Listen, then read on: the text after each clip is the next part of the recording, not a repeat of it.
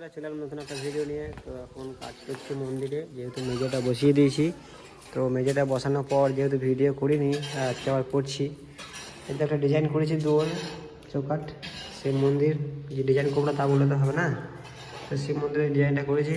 আর এই শিব মন্দিরের অল্পুরিটা যেহেতু হয়ে গেছে, তাই টালিটা উপরে উঠে যাচ্ছে, তাই আবার একটু চিপিং করে একটু একটু ছাড়িয়ে ডালাই আবার টালি দেবো।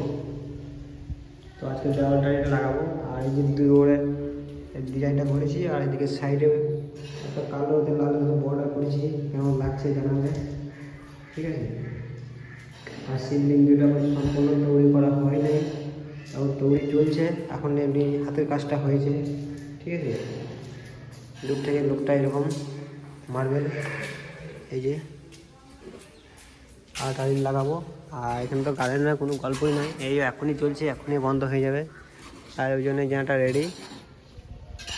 ঝাড়খণ্ডের কাজ করতে গেলে ওর জেনারেটা লাগবেই। আর এখানে মশলা হচ্ছে, ঠিক আছে, এখানে মশলা হচ্ছে।